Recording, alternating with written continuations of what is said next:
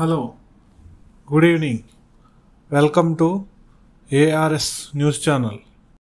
రపా రపా ప్లకార్డ్పై జగన్ పంచులు. రప్పా ప్లకార్డు పట్టుకున్న వ్యక్తి టీడీపీ కార్యకర్త. ఆధారాలు బయటపెట్టిన ఎమ్మెల్యే.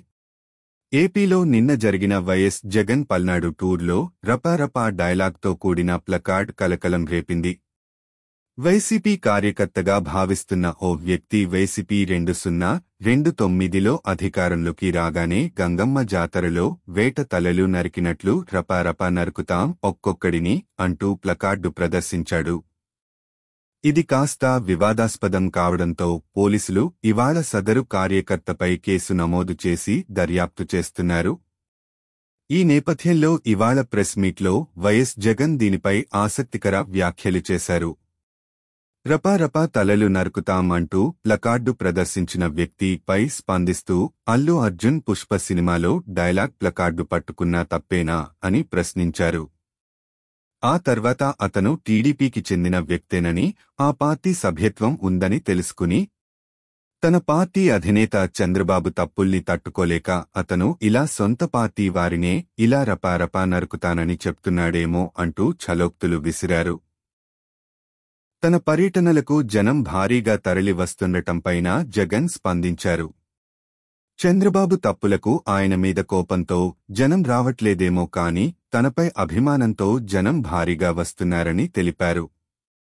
దీన్ని శాంతి భద్రతల సమస్యగా ప్రభుత్వం చూపించి తప్పుడు కేసులు నమోదు చేయడాన్ని జగన్ ఆక్షేపించారు.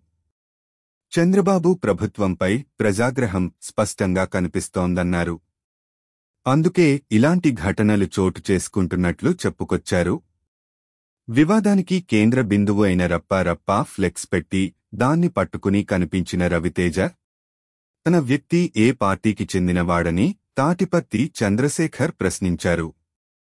అతనికి ఏ పార్టీ సభ్యత్వం ఉందని నిలదీశారు.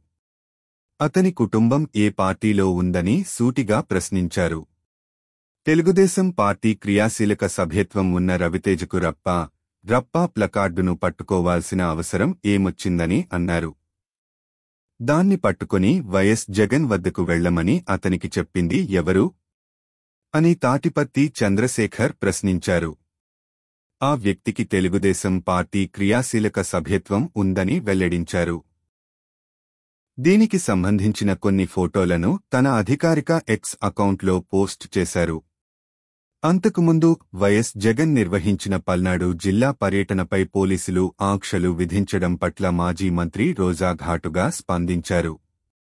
ముఖ్యమంత్రిగా పనిచేసిన నాయకుడిని జిల్లా పర్యటనకు వెళ్లనివ్వకుండా అడ్డుకోవడం ఏమాత్రం సహేతుకం కాదని రోజా అన్నారు. పోలీసులు, ప్రభుత్వం, అధికార యంత్రాంగం ఆంక్షలు పెట్టి అత్యంత ప్రజాదరణ కలిగిన ఓ నాయకుడిని అడ్డుకోవడం కరెక్ట్ కాదని పేర్కొన్నారు.